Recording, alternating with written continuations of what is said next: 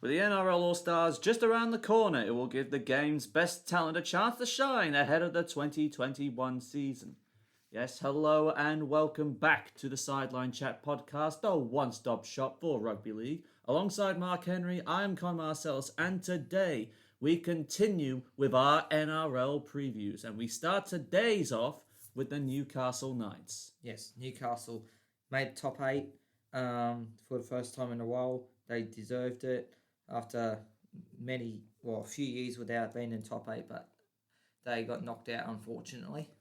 It was definitely a good start under Adam O'Brien, who had spent the last couple of years both at the Melbourne Storm and the Sydney Roosters. So spending time with the last 3 premiers, would you say? Or should I say the last 2 teams to win the grand final? No, you could say the last 3 premiers. Well, considering the Roosters did go back-to-back, and that would have been a magnificent apprenticeship to have. First under Bellamy, and then under Robinson, before finally landing in Newcastle. It's a well-deserved full-time gig for Adam O'Brien. He knows that experience under both Trent Robinson and Craig Bellamy, who both have had premiership success with their respective clubs.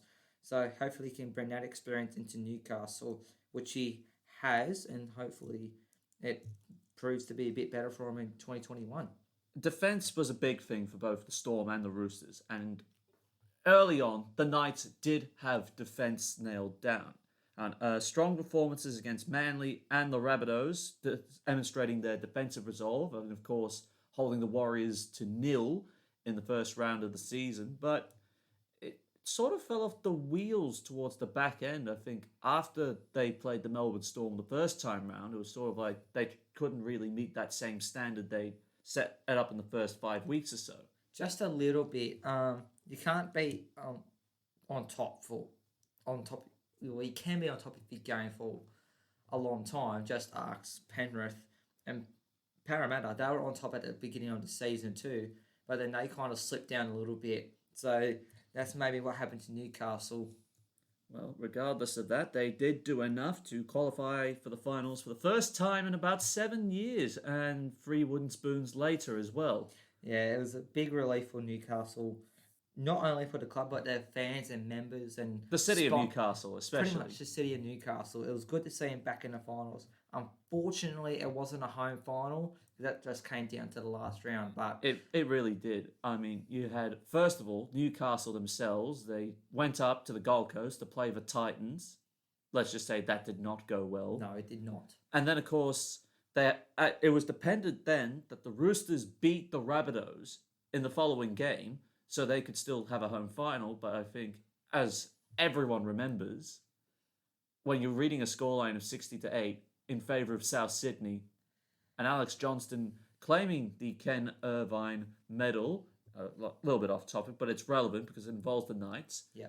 Then you fall out down the 7th, and you're on the road in the finals. And they did start off well. They were up 14-0 at one stage, but then the Bunnies just clicked into gear, and that was all she wrote, unlike the last time where they got to the prelim and they faced the Roosters, and then that was all she wrote then.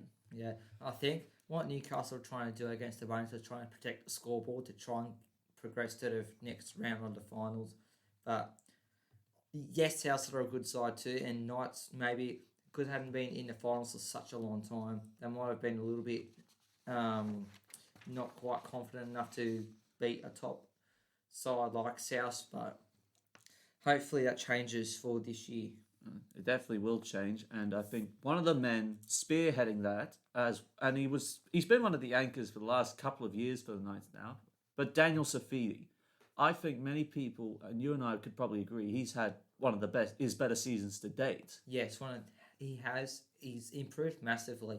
The more game time he gets, the more confidence he gets, the more informed he gets, which just helps build the team up and carries that momentum.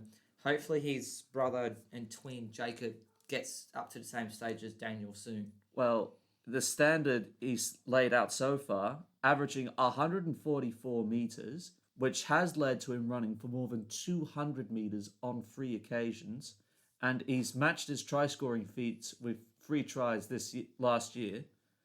And I would think his role would increase. Not only is he part of the leadership group that could be named captain at the season launch in March, which is not that far away, um, I think he'll have more leadership role ahead of other names like Tyson Frizzell and even their most experienced front rower, David Clemmer. Yes, it's a good confidence booster for him too. I personally feel that Daniel Safudi will get the captaincy for Newcastle. It'll probably make him more mature. Yes, he has a little bit of discipline that's not so good, but if he becomes captain of the club, I feel that will improve. He'll have better discipline and not be as bad as what he's not bad, but it's not brilliant either. But Like if he he gets the needs to lift the discipline standards. Yeah. That's what you're saying. yeah, if he gets the captaincy, that I reckon that will be a lot better for him, and he'll take the discipline be a lot better. Well, there are leaders he'll have to do it without. Aiden Guerra has entered retirement, as has Tim Glasby, who hasn't had a fun time, I think. Was it with concussion or his calf? I think it was concussion with Tim Glasby, Yeah. unfortunately. Andrew McCulloch has returned to the Brisbane Broncos, but now has ended up with the St. George Illawarra Dragons. We're going to touch more on that next week. Herman Esiesi leaving for the Gold Coast Titans, and then of the Betfred Super League exitees, Mason Lino linking up with Wakefield Trinity, and Sione Matautier off to the reigning champions St. Helens. And Tautau Moga has gone to Souths, and Tyron Roberts Davies has been released. Yes. And of course, the ins coming in. The big headline for the Knights recruitment drive this year, it was Tyson Frizzell being picked up from the St. George Illawarra Dragons, Suaso Sue being picked up from the Canterbury Bulldogs. The familiar moniker of Johns returning to Newcastle, with Jack Johns being signed from the Rabbitohs, and of the Betfred Super League entrants, Dominic Young from the Huddersfield Giants and Bailey Hodgson from the Castleford Tigers. Yeah. The biggest sign out of them is Tyson Frizzell, I personally feel. He's gone up there he says to win a premiership, which hopefully that does happen for Newcastle, because it's been a long time since last time in 2001. Yes. Hopefully that can happen in 2021. Bailey Hodgson coming over. If he's good as he's related to Josh, am I correct? He is Josh Hodgson's cousin, I believe. Yeah. If the relationship is nephew to uncle. Well, if he's just as good as him, watch out. If he gets a start, that is, because he will have to prove himself when Kalen Ponga and Tex Hoy are your first and your second string fullbacks. Yes. Hopefully he can prove he can be mixing up with Ponga and Hoy, and maybe even put one of them out of their place a little bit. Dominic Young, I think, will be the big one. I mean, it's not that hard to miss, is he? If you see the tapes of him during his days at the Huddersfield Academy. No. Have you seen the bloody size of him? He is a giant to be a winner. He should be a back rower, but yet he's going to be if he gets his chance, he'll be in the outside backs for sure. Oh, definitely. With his height and speed, watch out if he gets first grade time, which no doubt he will. There will be a lot of intercepts. All the other teams will have to watch out that he doesn't intercept the ball. And not to mention, to do with his height. When you got Ponga and Pearce, they might even try a little bit of a chip kick over to the right-hand side. With his height and with his reach, expect a lot of kicks going up on that right-hand edge. Imagine that. Young and Best as your centres. It's too good marketing, isn't it? Yes, definitely. And it will be, if that does happen, it'll be a dangerous side for all the other clubs coming up against the Knights. Well, I think good news for Adam O'Brien is Jaden Brayley and Connor Watson will be back from injury after what has to be a horror run of dummy halves getting injured. Yeah, horror is an understatement, I feel. So I definitely think with Brayley back, because we know how good he is, it's just unfortunate that he did his ACL in round 2. Yeah. And I mean, even with McCulloch there, no one was safe. No, even with McCulloch, who also got injured while he was there. Yeah. He tore the hamstring off his bone in the loss against Canterbury.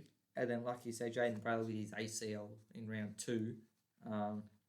Blake Green, 3 games in, does his ACL as well. They had a horror run of injuries. They just can't. When it comes to key players, they just can't catch a break. And then even Connor Watson, he got injured too, who's another key player. So. And then, of course, now Kalen Ponga has done his shoulder, and he'll be out for First 4 weeks. First month, yes. That's first 4 weeks. So Tex Flow got his shot at fullback for Newcastle. There's upside to adding Tyson Frizzell onto the right edge, because that means Mitchell Pearce has a little bit of familiarity from the Origin arena. Yes. Has been not that long ago, actually. Pearce and Frizzell played in Origin arena together. Yeah, about 2019 series, yeah. So I think the big thing, they will be depending on Blake Green to come back and just steady the ship so Pearce can play something of a natural role. Yes, because both of them, Pearce and Green, are both running halves, so it'll be a little bit... well, Green's not as fast as other running halves. I mean, you look at Jack White and then you look at, say, Jerome Luai. They got some speed on him. Green's sort of more of a... He's more of a manager. He's a playmaking manager. Yeah. To allow Pearce, he could probably try and take the line on at close range. Yeah. But for the games that Blake Green did play alongside Mitchell Pearce, it was starting to get a good combination going on there. So watch out for that combination when Blake Green comes back. And that's they're saying about rounds 5 to 8. So if they can get a positive win record, then I think the Knights will maintain their place in the top 8 at this stage. But where did you put Kurt Mann, who, when Blake Green That's comes back, where did you put unfortunate. Kurt He's the Mann? ultimate mix to fix it. You can't leave him out. So. No, you can't. Do you put him into dummy half, or do you start him in the utility role off the bench? It's either him or Connor Watson that's going to get a bench role at some point when everyone's fully fit. Because we know Ponga's first choice fullback, Green's going to end up at 5'8", Brayley dummy halves, and then you have Watson and Mann both fighting to keep their place in the side. Yeah, it'll be very, very interesting to see what Adam O'Brien does when the whole team's fit and healthy. Last year, the Knights finished 7th and were bundled out of the finals in the first week. This time, I'm going to say they finish 6th and get a home final for the first time in years. Well, they could have got a home final last season, but ultimately they got beat by the Titans and South beat the Roosters. Another key player they have missed is Sione Matautia. They'll miss his leadership and experience, but as you said, and Guerra as well. But they've got the squad there. It's just a matter of trying to execution. Execution. But unfortunately, I see him finishing 8th they'll make the finals, but they'll finish 8th in my view. Well, one that says 6th, going up one place, and the other says sliding down one place, but nevertheless still in the top 8. Well, make of that as you will. Now, moving on, we have the North Queensland Cowboys. Well, they've certainly had a bit of an up and down 25th anniversary. They've celebrated the opening of the Queensland Country Bank Stadium. Which is a magnificent stadium. It's beautiful. It definitely is beautiful. I feel like it's a North Queensland Bank West. They've tried to replicate that Bank West Stadium feel, but the moment they played the Broncos, that did not happen. Yeah, no, it did not happen. One single bit. And I think there are expectations with the new stadium because they also had Valentine Holmes coming back from the NFL, and many commentators at the beginning of the telecast, and I think beforehand, were saying the Cowboys would be a top 8 side. Well, that did not happen. They finished 3rd to last in 14th with a 5 wins and 15 losses. Yep, despite strong wins against both the Dogs and the Knights early, they went from July to September winless. The worst case of this, the worst half, round 6 against the Tigers, they concede 34 points in the first half. Not in the game, the first half. What can you say? That means the defence needs tightening up for sure. Oh, more than that, the Tigers were just running right over the top of them. And this is a side where they're the best lock in the game. is playing, where he's there. That's his side. And he was just getting creamed.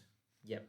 And he's still got many more years left of his contract there. He's up 6 years now? 6 years. He's up there at the Cowboys to 2027. So he's still got a bit to go, and hopefully they can... And of course, now he's been awarded with the captaincy as well for his consistent efforts. Yes. Well deserved, I feel. But that match, that literally spelt the end of Paul Green's career for that time until recently. He has been appointed Queensland Maroons coach for this year. Yes. Josh Hannay was appointed as the interim, and where they managed to get at least 2 wins left in the season. The September win against St. George Illawarra, where Valentine Holmes kicked the winning field goal, and beating the Broncos at Suncorp Stadium, farewelling Gavin Cooper, and of course Darius Boyd, who was also playing his final game in his career, and they just ran over the top of Brisbane at the end of it. Well, it was Brisbane, so it wouldn't have been too hard to beat. Like, I know ever since that 2015 grand final. Well, I think many people point to the 2017 grand finals, the last time the Cowboys were truly competitive. Yes, but the 2015 grand final between the Broncos and the Cowboys, that was going down as one of the best. But ever since that game, they've been within 2-point wins. Or even field goal wins. Or even field goal wins. Until against the Broncos. Yeah. But, I mean, North Queensland has been struggling for years. This has been apparent. They have not been able to move on from Jonathan Thurston. No. One player that has, and ironically bearing the same initials, another JT amongst the litany of JTs across the entire league, Jason Taumalolo, still continuing to be a nuisance to defensive structures everywhere. Yes, definitely. Last year, averaging 207 meters a game, conjuring up 53 tackle breaks and 14 offloads. This is just another type of caliber for a lock forward. I mean, we see smaller lock forwards like Murray and Radley that are like linchpins in both the Roosters and the Rabbitohs attack. But then you got Taumalolo, he's the kingpin of the Cowboys attack. Yeah, he's the one that they kind of build the club around and want to try and perform well. Hence why he's got the captaincy. He's been consistent. He's a big build too. So no wonder everyone he's a bit scared when he comes charging at them at full speed. Well, what he needs supporting artillery. And at the moment, the Cowboys do not have powerful forwards. I mean, Maguire's sort of fallen off the boil, as has Jordan McLean. But they have some young prospects that you give them enough time, they could definitely break the line. Tom Gilbert, unfortunately, he got injured in the lead up to this season, so he's going to be out for about 4 to 6 weeks. So he's going to miss round 1, unfortunately. Francis Molo as well, a very shrewd signing the Cowboys have made in the past. His ego's all right. It'll be more blokes like that, and Cohen Hess running more consistently, which he has done this last year. But they just need more of that. Yeah, just to try and push for the top 8 and push for the finals again. Since, like you said, first time since 2017. Yes.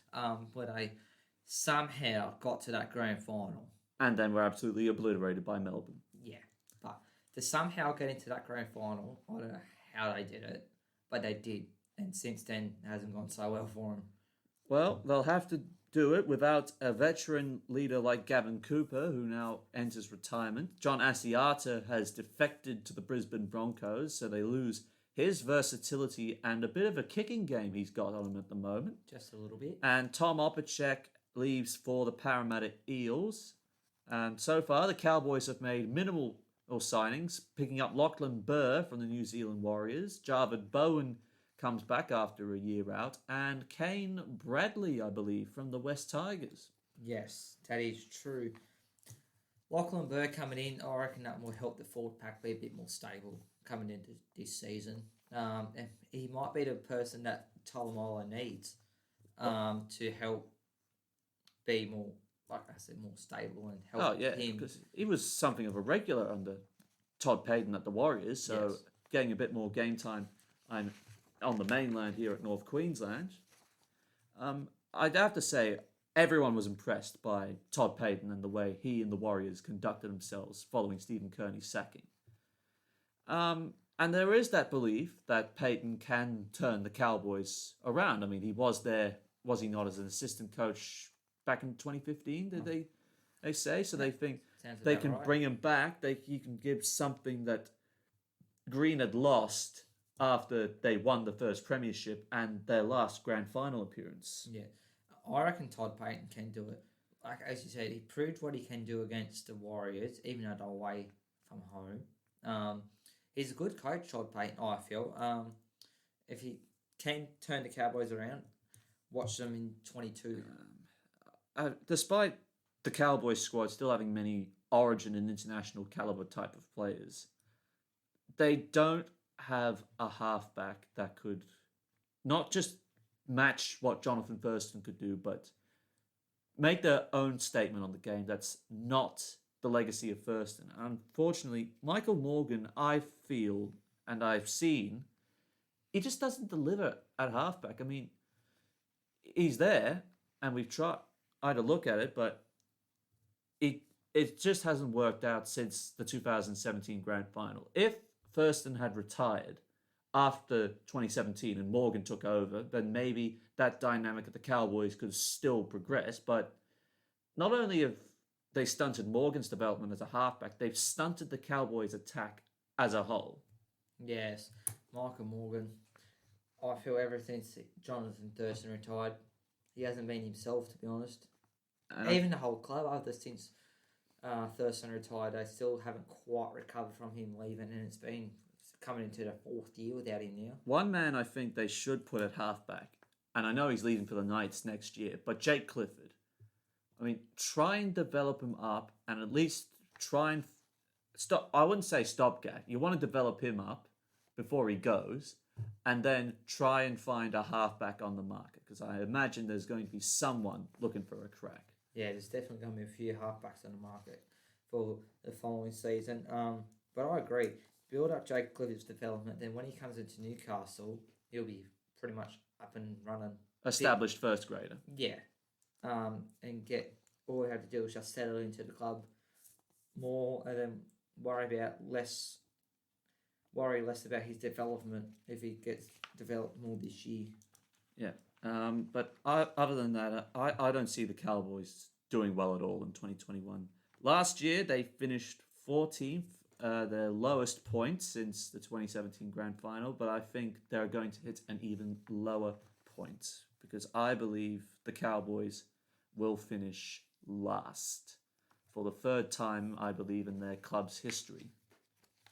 Well, as you say, last and get the spoon, I feel they're going to finish one position up higher than what they finished in 14th, and they'll finish 13th in 2021. Well, regardless, opposite ends of the bottom 4. Yes. Right. Before we move on, we've forgotten to cover the strength of their draw in the first 5 rounds, so we will return to the Knights just for this moment and just to talk about the first 5 rounds while we've been talking about their look.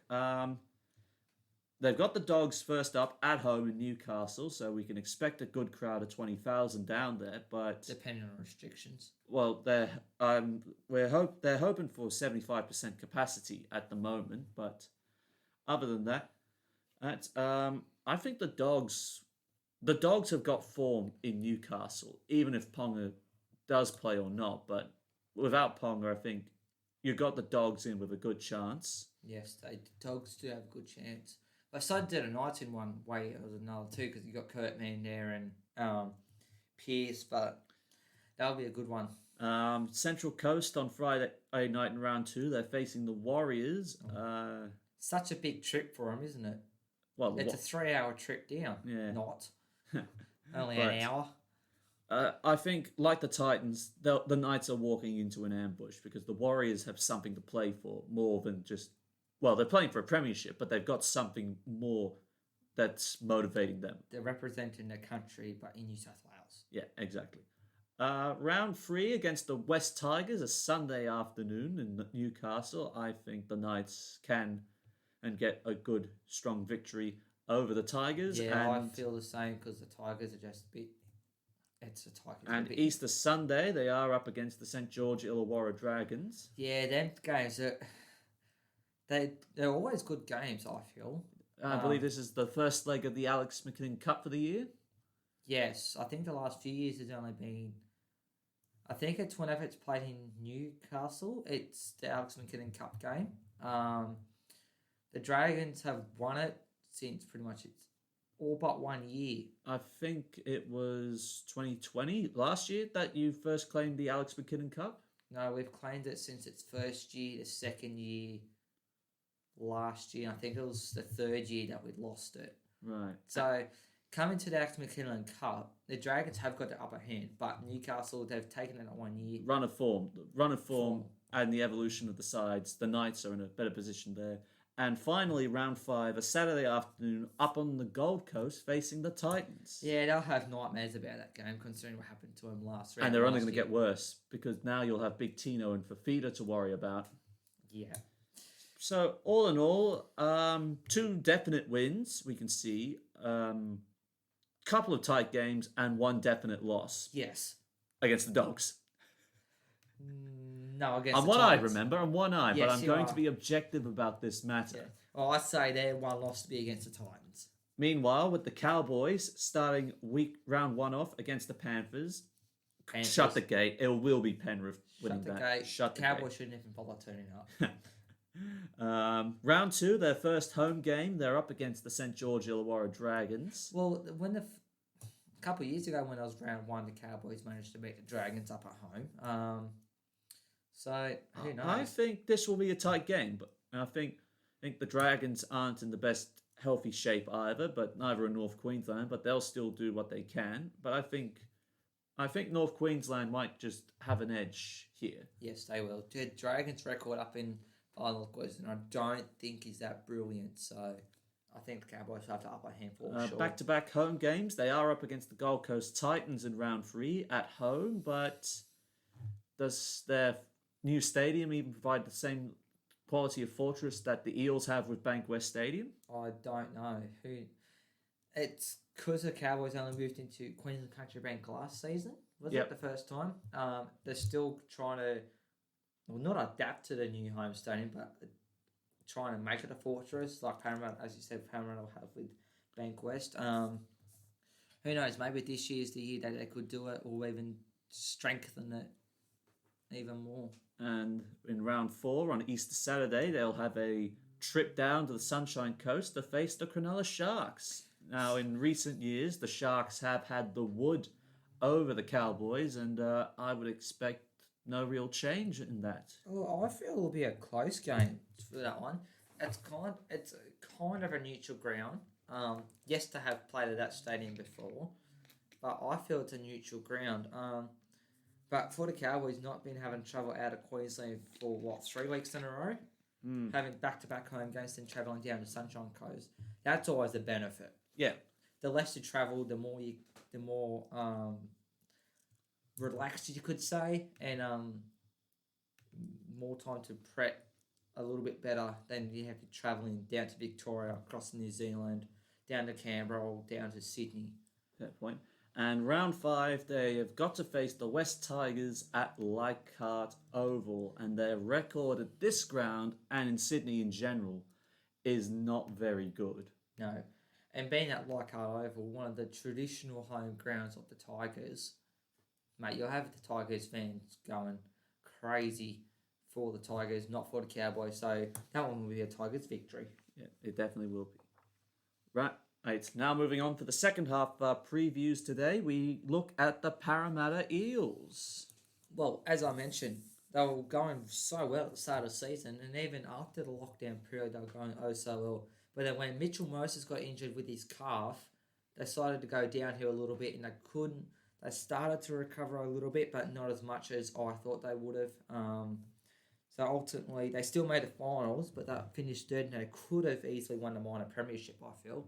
It looked like, even though they lost to the Roosters in round 6, they were still flying high. They were 5-1 at that point, but Moses going down doesn't help. One of the upsides was they did not suffer back-to-back losses until the finals, which was unfortunate because they had back-to-back losses at the wrong time. Yes.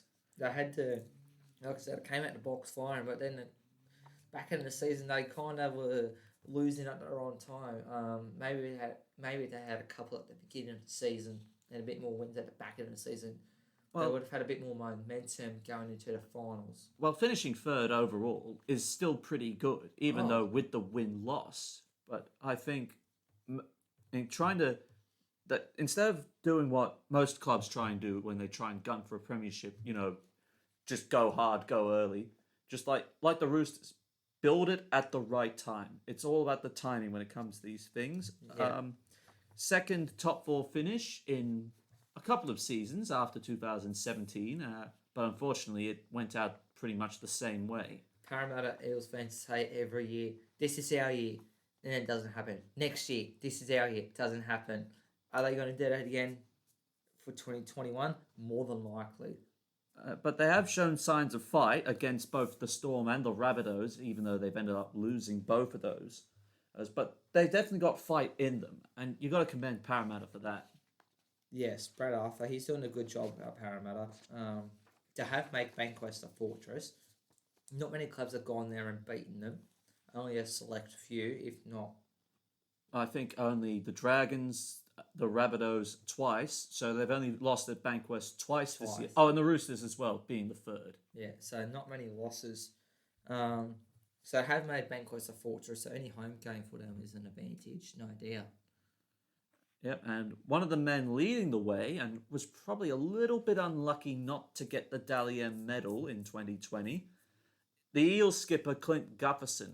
I think he's easily played his best year since coming back from his ACL injury he did in 2017. I was just about to say that he had like his best season. Like you said, coming back.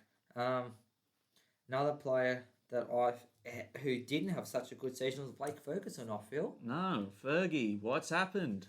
He's going on the downhill run. It took him nearly a whole season before he got one try. It took him several months, but he did have a fast strike rate after that. He scored 4 tries at the back end of the year, so it's just one of those years. But he helped Parramatta greatly, and I think he will prove that he was still the winger that got the ball rolling again after the wooden spoon. Yes, definitely. Nathan Brown, same old. Come at you, charging, watch out. You're more than likely going to get steamrolled by Nathan Brown. And even for 2021, Junior Paulo. My God. Wow. They say he's going to slim down. Could you imagine 110 kilo Junior Paulo with silky ball handling skills that halfbacks are envious about? Yeah. Yes, this is about the cross-code sports, kinda, but it's still kind of relevant in NRL. He was in NRL All-Stars fight night the other day. I suppose we can allow that based on our rules that we're not allowed to talk about other sports, but considering it was NRL stars in boxing, I think the ruling is we all make this relevant. But yes, he was up against Neville Costigan, was it? I think so, yeah, and won. Yeah, so I think I'd be a little bit concerned if I was an opposition front rower marking up on Paulo. And also with Nathan Brown being here, 2 decent forwards, big falls as well. Yeah, watch out for their get everyone getting steamrolled. Well, one forward that they'll regret letting go and possibly might get steamrolled by Stefano Oitokamanu, signing up with the West Tigers, highly rated in the Parramatta Junior system. Yep. Andrew Davey jumping ship to Manly. Daniel Alvaro, long-time servant, and Warriors loanee. He off for the St. George Illawarra Dragons. David Gower entering retirement. George Jennings leaving for the Melbourne Storm as questions remain over Michael Jennings, whether he's still got a contract with them at the moment after his provisional drug suspension. They're taking a while to decide his future, if he's still got a contract or not. So Parramatta will be hoping they fix that up sooner rather than later. And it doesn't help losing Brad Takarangi to Hull Kingston Rovers because he could have been of some use. Who's in the centres, and Jai Field joining up with the Wigan Warriors. Yes, he was pretty much stuck behind Mitch Moses there, I feel, after he went to the Dragons because he wasn't getting much game time there. thought he'd go to Parramatta to try and get more game time, but ultimately he's stuck behind there, so he's gone over to wing and hopefully get more game time. Yeah, whether that's off the bench or maybe even pushing Tommy Lualai to dummy half, that remains to be seen. Yes. On the inside, though, a double signing from the Gold Coast Titans in the form of Bryce Cartwright and Keegan Hipgrave. Well, Cartwright won't be right for round one. Unfortunately not, because he has suffered a freak jaw accident at training, but word was from all reports he was doing well. I think that's what I heard. He's all doing well. I think it's expected. Is it rounds 2 or Round 3?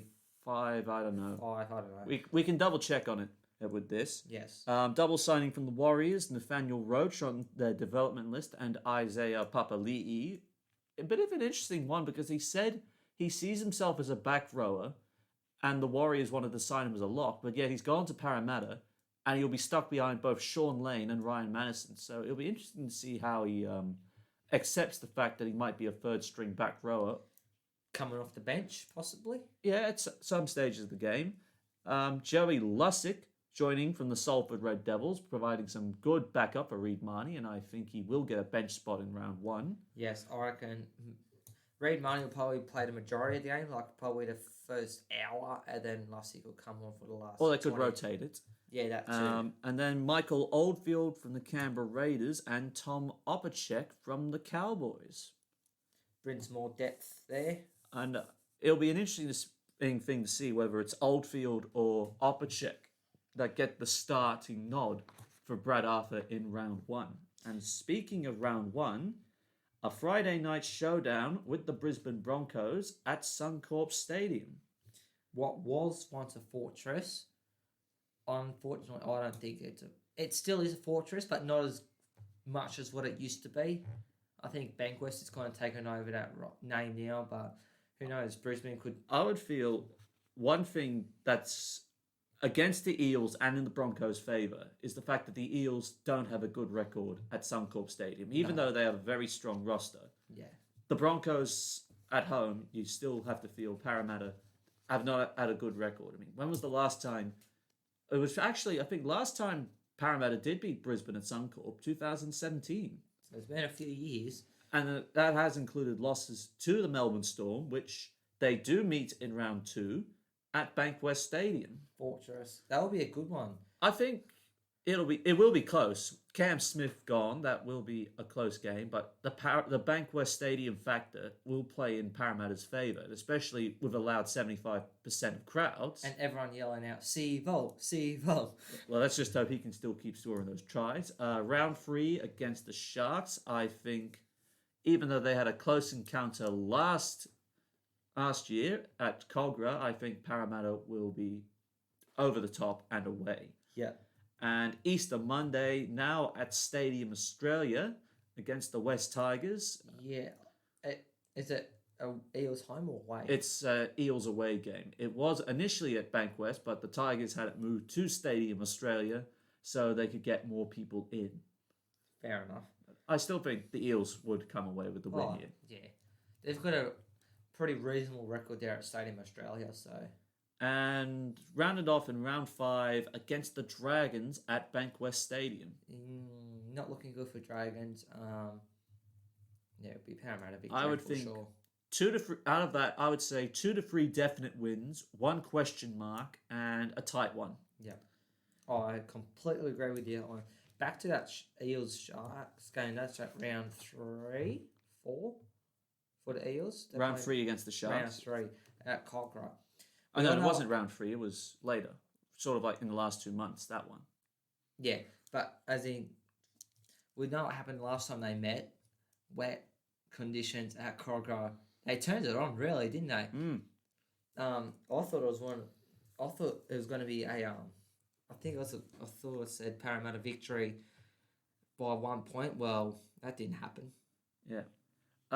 So I think replacing Michael Jennings will be the main goal. I mean, they're tossing up Opacek, Hayes Dunster, Michael Oldfield as the left centre option. But upside is Brad Arthur has had a knack of turning players not looking for a start or players down on their luck. They've come to him.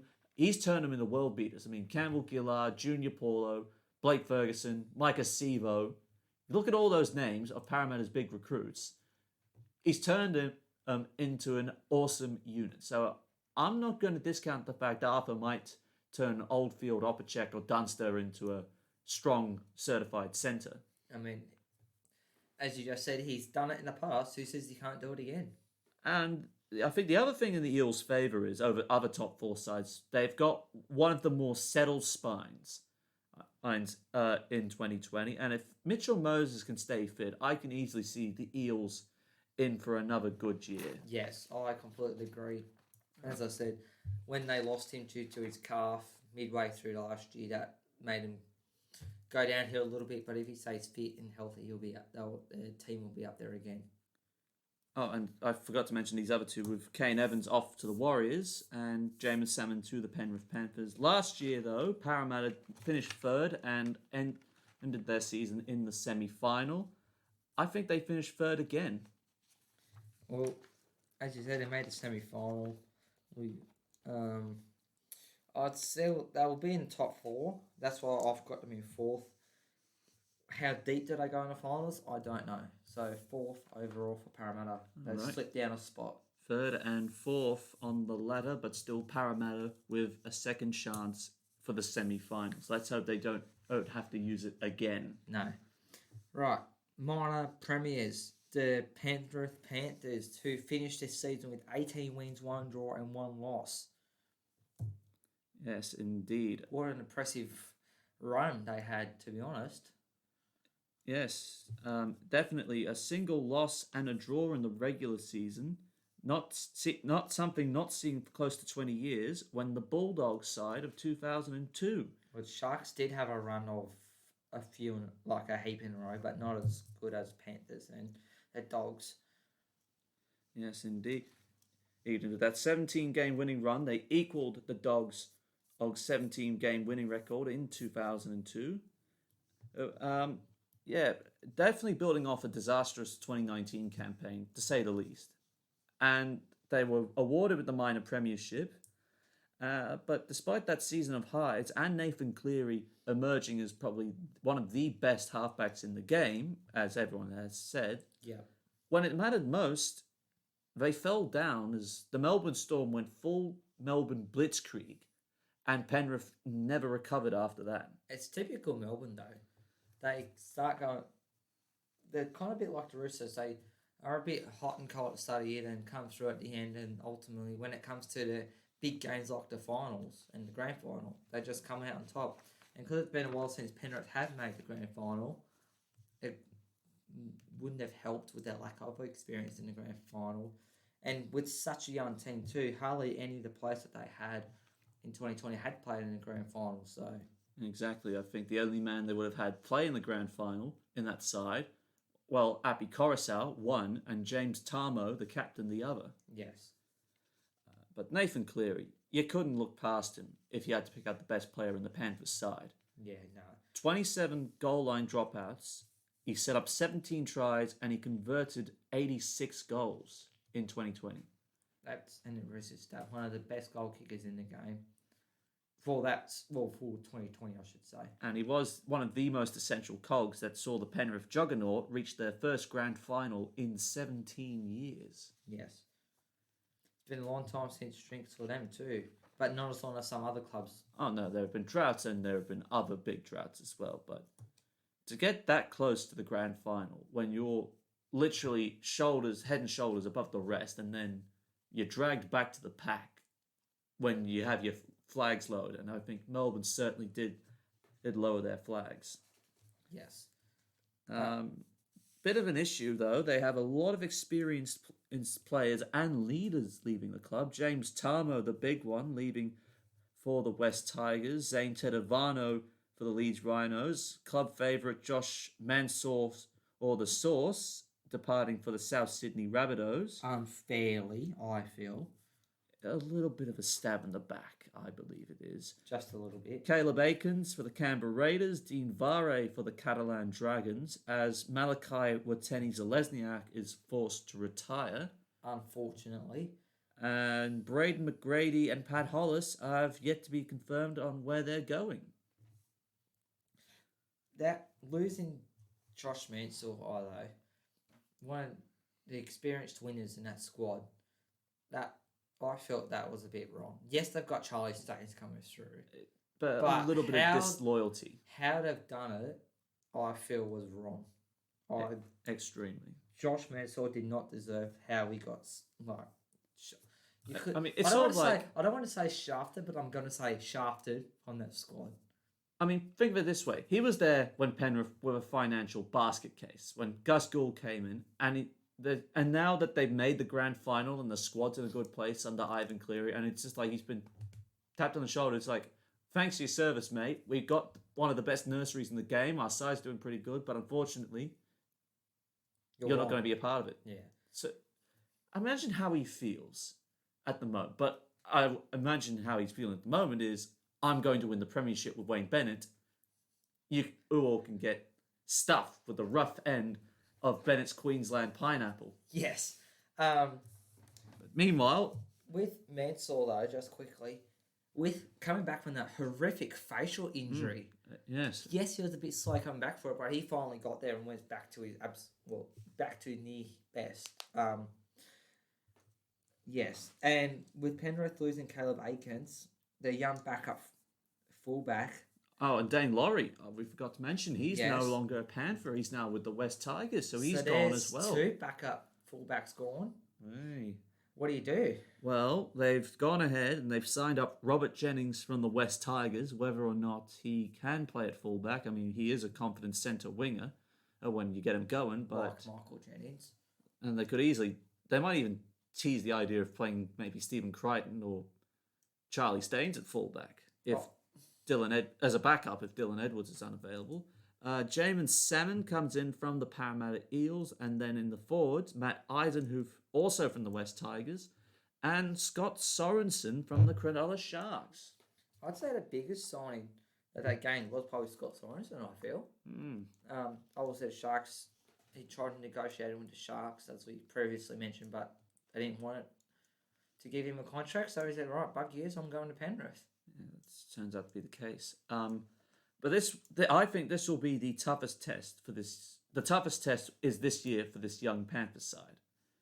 In the last 20 years alone, the losing team in the grand final, when they were close to the best side all year, they failed to back up that form in the next year. I think the best examples of this, the Eels of 2001, they were in the lower part of the top 8 in 2002.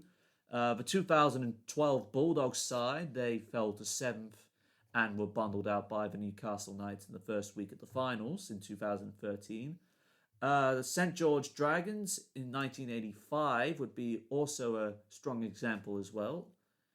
And while I still think this Penrith side is good, we have noticed a trend and a pattern, and even with their first 5 rounds being Cowboys at home, which we've already talked about, Penrith will obliterate. Yep. I would think a close game against the Bulldogs at Bankwest Stadium for round 2. Yeah, it'll be close. But then you got grand final rematch, round 3 against Melbourne. In Melbourne? At home, but the Storm will still do well. Yeah, the atmosphere will be good there though, having a grand final rematch in Penrith, but Storm will be too strong. Easter Thursday against Manly at Brookvale Oval. It could literally be a coin flip if Des Hasler can get Kieran Foran firing. I'd say Manly. And to honour the 30th anniversary of the 1991 Grand Final, hosting the Canberra Raiders at home. Who knows? That's another one that could be close. Well, you wouldn't want to discount Ricky's Raiders from getting some revenge on Penrith after the last year's results. No. Yeah, it'll be a close one. It'll be interesting to see who comes out on top. Like you said, you can't discount Ricky's Raiders from any game, really, home or away. Overall, I think Penrith, despite them being as good as they are, I feel history and precedents play a huge role, and I think they're not going to meet their same standards that was laid out in 2020. But they will do enough to still be inside the top 8 at the right time. Last year, they have finished first and were in the grand final against the Melbourne Storm, but lost. I think that they will slide down to 7th on the ladder. What about a lack of the players that have been there for a long time? Fisher Harris, Yo, well, you could say Cleary too. They've been around the club, and all of them have been. Well, some of them have been, but they're kind of the most 3 experienced players I have left in the squad now. After Tamo's left, Mansell's left, even when Maloney left a few years ago. But they've got the good young kids coming through, such as Steve Crichton and Dylan Edwards, and you can't forget Kicker. No, of course you can't leave out the Flying Bob.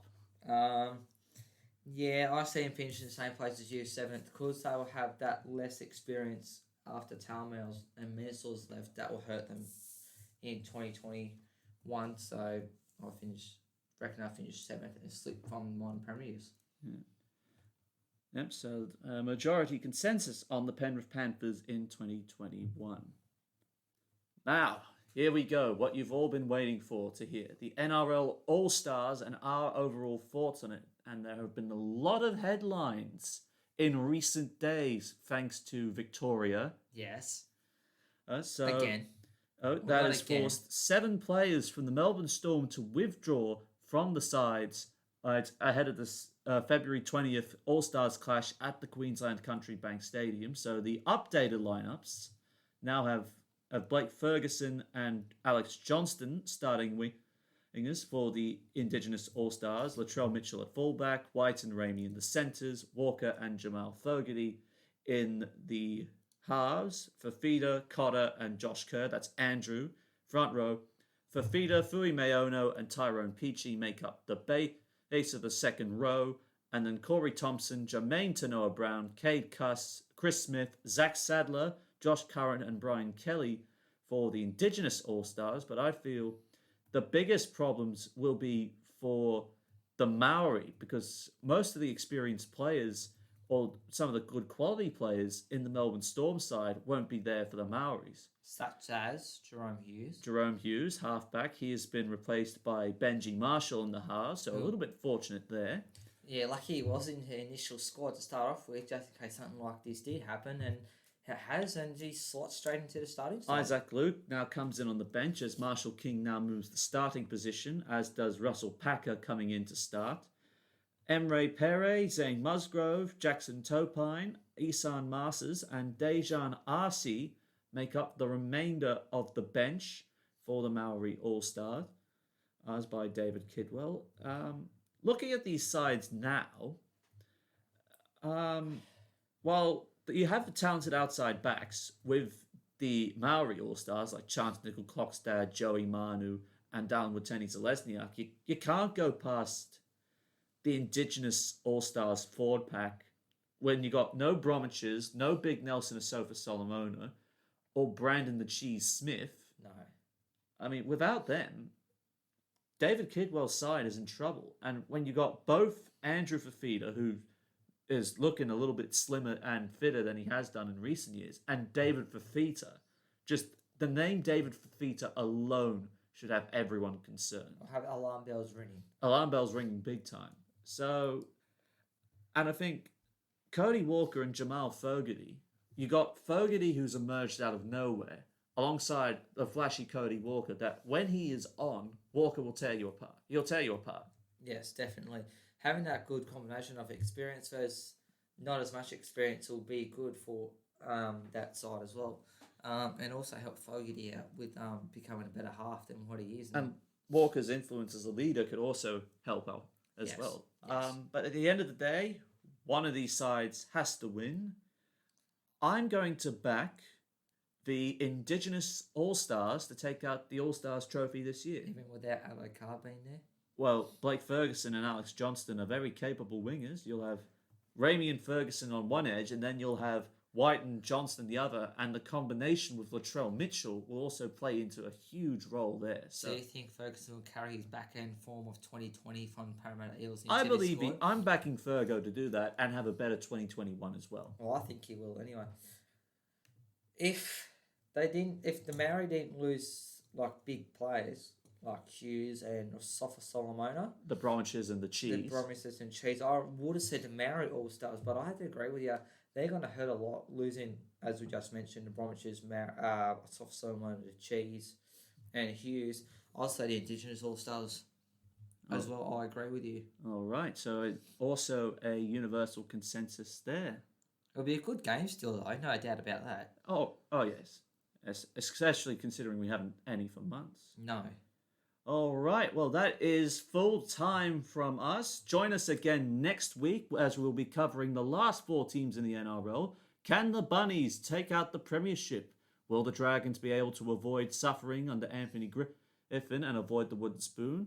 Where do the Roosters lie? I post the semi-final exit. And what's in store for the West Tigers in 2021? As well as that, we'll also have more coverage of the Charity Shield, and as well as A-Team and B-Team trials from that week as well. If you like what you hear here, please leave a like and subscribe down below so you know you can get your top quality rugby league. Along with Mark Henry, I'm Connor Marcellus, and this has been the Sideline Chat. Bye for now. Catch us next week.